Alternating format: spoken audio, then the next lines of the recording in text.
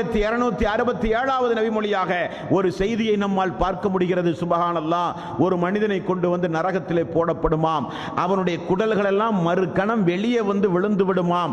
அவன் அந்த குடலை தன்னுடைய கையிலே சுமந்து கொண்டு நரகத்தை நோக்கி அப்படியே ஓடிக்கொண்டே இருப்பானாம்.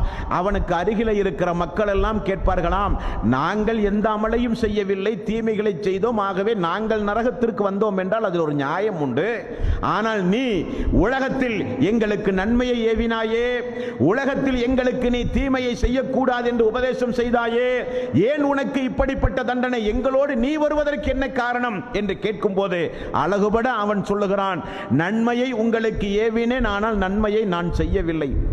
தீமையை உங்களுக்கு நான் தடுத்தேன், ஆனால் தீமையை நான் தாராளமாக செய்து கொண்டிருந்தேன். எப்படிப்பட்ட ஒரு அழைப்பாளன் பார்த்தீர்களா? எப்படிப்பட்ட ஒரு தாய் என்று பார்த்தீர்களா? நன்மையை ஏவினானாம், அவன் நன்மையை செய்யவில்லையாம். தீமையை மக்களை விட்டும் தடுத்தானாம், அவன் தீமையை தாராளம் செய்தானாம். ஆகவே அல்லாஹ் ரப்பல் ஆலமீன் நபிகள் நாயகம் ஸல்லல்லாஹு அலைஹி வஸல்லம் அவர்கள் சொன்னார்கள், விளக்கின் திரி போல பிறருக்கு வெளிச்சம் கொடுக்க எப்படி ஒரு மெழுகுபத்தி தன்னைத்தானே உருக்கிக் கொள்கிறதோ அதே போல நன்மையை ஏவுகிறான், அவன் செய்ய மறுக்கிறான். தீமையை தடுக்கிறான், ஆனால் தாராளமாக அந்த தீமையை அவன் செய்கிறான். அவனுக்கு மறுமை நாளில் நரகவாசிகளில் தூக்கி வீசப்பட்டவுடன் அவனுடைய குடல்கள் எல்லாம் சரிந்து வெளியே வந்து கழுதை சுற்றுவதைப் போல நரகத்தை சுற்றுகிற ஒரு தண்டனை அவனுக்கு கொடுக்கப்படுவதாக அல்லாஹ் சொல்லுகிறான். அல்லாஹ்வுடைய ரசூல் சொன்னார்கள், 104வது அத்தியாயத்தின் 1 முதல் 8வது வரை உள்ள வசனத்தில் அல்லாஹ் ஒரு சாராருக்கு கொடுக்கப்படுகிற தண்டனை அல்லாஹ் சொல்லுகிறான். இவர்கள் யார்? இவர்கள்? வைலுல்லி குல்லி ஹுமஸத்தில் லுமஸா அல்லதி ஜமஅ மாலன் வஅத்ததா.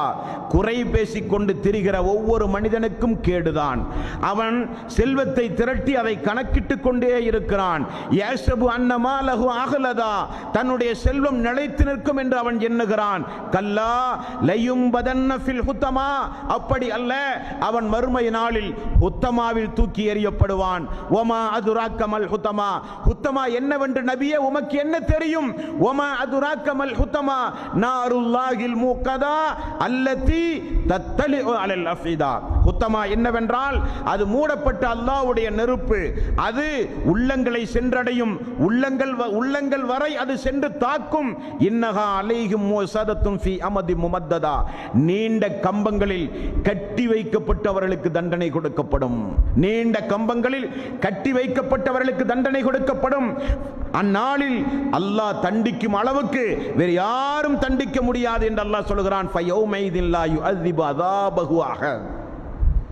கோள்களும் புறங்களும் அவதூறுகளும் பொய் சத்தியம் நாவை அடக்காமல் சமுதாயத்திலே அநாகரிகமாக நாவை பயன்படுத்தி நாவின் மூலம் என்னென்ன அநியாயங்களை செய்தானோ அவனுக்கு விசேஷமான தண்டனை நரகத்தினுடைய மையப்பகுதிக்கு கொண்டு சென்று கம்பத்திலே கட்டி அவனுக்கு சம்பட்டியால் கொடுக்கப்படுகிற தண்டனை என்று அல்லாஹ் அவனுடைய அருள்மறையாம் திருமறை குர்ஆனிலே சொல்லுகிறான். அன்பானவர்களே, தாய்மார்களே, பெரியோர்களே, ஆகவேதான் அல்லாஹு தஆலா அவனுடைய அருள்மறை திருமறை குர்ஆனில் 3வது அத்தியாயத்தின் 102வது வசனத்தில் அல்லாஹ் சொல்கிறான், ரப்பனா இன்னக லா துத்ஹிலின் நாரி ஃபகத் அஹ்ஸைதஹு வமா லில் ஸாலிமீன மின் அன்சார். அல்லாஹ்வே, நீ எவரை நரக நெருப்பில் புகுத்துகின்றாயோ அவரை நிச்சயமாக நீ இழிவாக்கி விட்டாய் என்று அல்லாஹ் இறை விசுவாசிகளுக்கு ஒரு பிரார்த்தனையே கற்றுக் கொடுக்கிறான் என்று சொன்னால் என்ன காரணம்? என்ன காரணம்? நரகத்துடைய வேதனையை நம்மால் தாங்க முடியாது. நரக நெருப்புடைய சிறிய வேதனையை கூட நம்மால் தாங்க முடியாது. இப்ராஹிம் அலைஹிஸ்ஸலாத்து வஸ்ஸலாம் மறுமை நாளில் அல்லாஹ்வுடைய முன்னிலையிலே நிறுத்தப்படுகிறார்.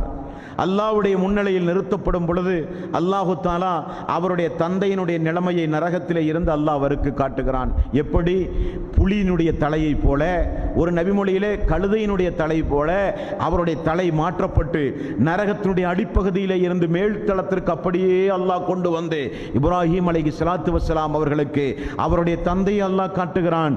இப்ராஹிம் அலைஹிஸ்ஸலாத்து வஸ்ஸலாம் அல்லாஹ்விடத்திலே மன்றாடுகிறார், அழுது புலம்புகிறார். அல்லாஹ் ரப்பல் ஆலமீன் இறை நிராகரிப்பாளர்களுக்கு எந்த பரிந்துரையும் இந்த நாளில் ஏற்றுக்கொள்ளப்படாது என்று சொல்லுகிறான். ஒரு நபியினுடைய தந்தையினுடைய நிலைமை, ஒரு நபியினுடைய மக்களுடைய நிலைமை, ஒரு நபியினுடைய மனைவியினுடைய நிலைமை, நூஹ் அலைஹிஸ்ஸலாத்து வஸ்ஸலாமுடைய மனைவி மகன் ஆசியா அம்மாவுடைய கணவர் ஃபிரௌன், அல்லாஹ்வுடைய ரசூலுடைய தாய் தந்தை, அவருடைய முன்னோர்கள் யாரும் இஸ்லாமிய மார்க்கத்தை ஏற்கவில்லை. நபிமார்களாக இருந்தாலும் சரி, யாராக இருந்தாலும் சரி, அல்லாஹ் மறுமை நாளில் நரக நெருப்பை தீர்ப்பளித்தால் அல்லாஹ்வுடைய ரசூலால் ஒன்றுமே செய்ய முடியாது என்று அல்லாஹ்வுடைய ரசூல் கதறினார்களே, இதுதான் காரணம். ஆகவே தானே ரசூலுல்லாஹி ஸல்லல்லாஹு அலைஹி வஸல்லம் ரப்பனா ஆத்தினா ஃபித் துன்யா ஹஸனத்தம் வ ஃபில் ஆখিরাতি ஹஸனத்தம் வ கினா அதாபன்னார், அல்லாஹ் இம்மையிலும் மறுமையிலும் சிறப்புடன் வாழவை யா அல்லாஹ், நரக நெருப்பிலிருந்து எங்களை காப்பாற்று யா அல்லாஹ் என்று அல்லாஹ்வுடைய ரசூல் பிரார்த்தனை செய்வதற்கு என்ன காரணம்? அதை தாங்குகிற சக்தி நமக்கு கிடையாது. சிறிய வேதனை கூட தாங்குகிற சக்தி நமக்கு கிடையாது. அல்லாஹு தாலா ஒரு மனிதனுக்கு நரகத்தை தீர்ப்பளிப்பானாம், சிறிய வேதனை கொடுப்பதாக அவனிடத்திலே சொல்லுவானாம். நேற்றைய தினம் பார்த்தோமே, நரக நெருப்பினுடைய சிறிய ஒரு வேதனை, நரக நெருப்பினுடைய 2 தீக்கங்கை எடுத்து அவனுடைய உள்ளங்காலில் வைக்கப்படுகிற கொடுமை. அப்படிப்பட்ட ஒரு சிறிய தண்டனை உனக்கு நான் தரப்போகிறேன், அதிலிருந்து உன்னை காப்பாற்ற உனக்கு விருப்பமா என்று அல்லாஹ் கேட்பானாம். ஆமாம் யா அல்லாஹ், அதிலிருந்து என்னை நான் காப்பாற்ற விரும்புகிறேன் என்று அவன் சொல்லுவானாம். அப்படியானால் உனக்கு ஒரு உலகம் அல்ல, 7 பூமியை உனக்கு நான் சொந்தமாக தருகிறேன், அதை கொடுத்து நீ அதிலிருந்து உன்னை காப்பாற்ற விருப்பமா என்று அல்லாஹ் கேட்பானாம். அல்லாஹ் 7 பூமி அல்ல, எவ்வளவு பூமி இருந்தாலும் தந்து என்னை நான் காப்பாற்றுகிறேன் என்று மறுமை நாளில் மனிதன் பரிதாப குரல் எழுப்புவதாகவெல்லாம் அல்லாஹ்வுடைய ரசூல் அவனுடைய அருள்மறையாம் திருமறை குர்ஆனிலே குறிப்பிடுகிறார். 70 முழ சங்கிலியால் கெட்டப்பட்டு, கழுத்துகளிலும் உடம்புகளிலும் சங்கிலியால் பிணைக்கப்பட்டு, நரகத்தை நோக்கி ஓட்டப்பட்டு, நரகத்திற்கு முன்னால் ஒரு இறை நிராகரிப்பாளனை கொண்டு போய் அல்லாஹ் நிறுத்துகிறான். நிறுத்திவிட்டு அல்லாஹ் கேட்பான், இப்பொழுது பார்த்தாயா, உணர்ந்தாயா, புரிந்து கொண்டாயா என்று கேட்பான். அல்லாஹ் பார்த்து விட்டேன், அல்லாஹுவே நான் புரிந்து விட்டேன், அல்லாஹுவே நான் விளங்கி விட்டேன் என்று அவன் சொல்லுவான். அல்லாஹ் சொல்லுகிறான், உலகத்தை தங்கமாக மாற்றி இப்பொழுது உன்னுடைய கையிலே நான் தந்தால் உன்னுடைய நிலைமை என்ன என்று அல்லாஹ் கேட்பான்.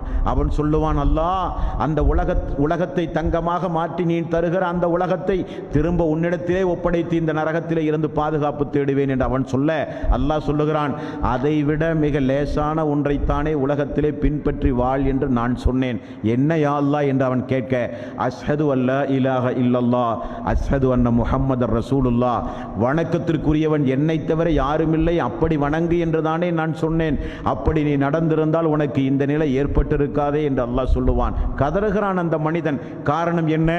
அவன் வணங்கி வழிபட்டு வந்த அனைத்தையும் மறுமை நாளிலே அல்லாஹ் கொண்டு வருவான். யாரையெல்லாம் வணங்கி வழிபட்டு வந்தார்களோ எல்லா தெய்வங்களும் எல்லா கடவுள்களும் உயிருள்ள உயிரற்ற மரணித்து போன எல்லா மறுமை நாளிலே வரும். இவர்களைத்தான் நீங்கள் வணங்கினீர்களா என்று கேட்கவும் படும். வணங்கப்பட்டவர்கள் சொல்லுவார்கள், அல்லாஹுவே அவர்கள் வணங்கியதற்கும் எனக்கும் எந்த சம்பந்தமும் இல்லையா அல்லாஹ், உலகத்தில் வாழும் போது என்னை வணங்க நாங்கள் சொல்லவே இல்லையா அல்லாஹ் என்று அப்துல் காதிர் ஜீலானி முதற்கொண்டு சொல்லிவிடுவார். அல்லாஹ் நான் குல்லியத்துல் பனா, நான் என்னுடைய உலகத்தில் வாழும் போது என்னுடைய கைப்பட ஒரு கிரந்தத்தை எழுதிவிட்டுத்தான் யா அல்லாஹ் நான் மரணித்தேன். நான் உலகத்தில் வாழும் போது நான் வாழுகிற காலத்திலே சொன்னேன், அல்லாஹ்விடத்தில் மட்டும்தான் நீங்கள் பிரார்த்தனை செய்ய வேண்டும், நோய் நொடிகள் நீங்க, பாவங்கள் மன்னிக்க, வறுமையிலிருந்தும் கடனிலிருந்தும் நீங்கள் மோட்சம் பெற, எதுவாக இருந்தாலும் சரி அல்லாஹ்வை தவிர யாரும் உங்களை காப்பாற்ற முடியாது, மறுமையானாலும் இம்மையானாலும். ஆகவே உங்களுடைய பிரார்த்தனைகள் அனைத்தையும் அல்லாஹ்விடத்திலே கேளுங்கள் என்றுதான் யா அல்லாஹ் நான் சொன்னேன் என்று அப்துல் காதிர் ஜீலானி அவர்களும் சொல்லிவிடுவார்.